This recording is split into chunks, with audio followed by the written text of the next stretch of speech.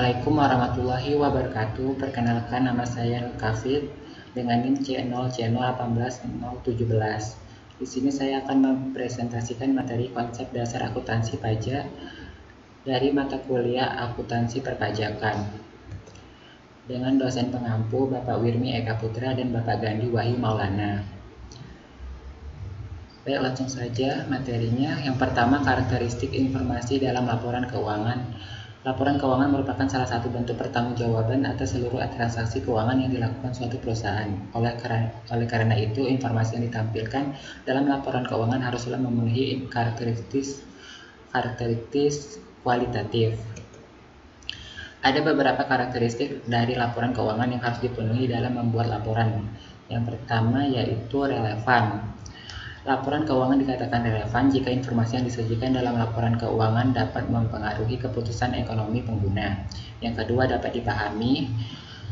Kualitas yang penting dalam membuat analisis laporan keuangan adalah memiliki karakteristik yang dapat dimengerti dan mudah untuk dipahami bagi setiap pengguna. Yang ketiga, dapat dibandingkan. Informasi yang terkandung dalam laporan keuangan akan lebih berguna jika dapat dibandingkan dengan laporan keuangan periode sebelumnya atau laporan keuangan entitas lainnya pada umumnya. Yang keempat, andal. Laporan keuangan dikatakan andal apabila informasi yang disajikan dalam laporan keuangan bebas dan tak terikat dengan pengertian yang menyesatkan. Agar informasi dapat diandalkan, maka informasi harus memenuhi hal sebagai berikut. Yang pertama, penyajian jujur. Dilihat dari pernyataan bahwa informasi yang dihasilkan dapat dipercaya. Yang kedua, laporan keuangan harus substansial, artinya informasi akuntansi yang ada dalam laporan keuangan harus disampaikan sesuai transaksi dan peristiwa lainnya dengan substansial dan realitas ekonomi. Yang ketiga, laporan keuangan sebagai pertimbangan sehat, artinya informasi akuntansi yang disajikan harus berguna dalam menghadapi ketidakpastian ekonomi. Yang keempat, netralitas, harus diarahkan pada kebutuhan umum pemakai, tidak bergantung pada kebutuhan dan keinginan pihak tertentu.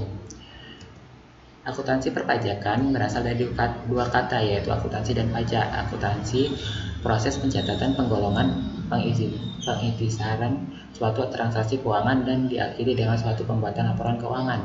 Pajak, iuran atau pungutan wajib yang dipungut oleh pemerintah dari masyarakat untuk menutupi pengeluaran rutin negara dan biaya pembangunan tanpa balas jasa yang dapat dituju secara langsung. Secara teknis, selain itu berfungsi untuk mengetahui besaran pajak yang dibayar wajib pajak. Cabang akuntansi ini juga memiliki fungsi lain yang tidak kalah penting seperti di bawah ini, sebagai dokumentasi perpajakan tahunan yang bisa dipakai untuk melihat riwayat keuangan, sebagai bahan analisis untuk melihat besar pajak yang harus dibayar, sebagai laporan keuangan resmi yang bisa kita paparkan saat ingin mendapatkan investor, sebagai strategis analisis pajak yang perencanaan di masa yang akan datang. Siklus akuntansi perpajakan: yang pertama, transaksi menuju jurnal, posting, lalu buku pembantu, lalu neraca lajur, laporan keuangan komersial, rekonsiliasi fiskal, terakhir laporan keuangan fiskal. Akun-akun akuntansi perpajakan dibagi dua, yaitu neraca dan laporan laba rugi. Neraca sisi aset, sisi kewajiban. Pajak dibayar di muka, utang pajak atau tax payable. Laporan laba rugi, beban pajak penghasilan, dan pajak bumi bangunan. Baiklah, itulah hasil presentasi saya mengenai materi konsep dasar akuntansi pajak. Terima kasih atas perhatiannya. Wassalamualaikum warahmatullahi wabarakatuh.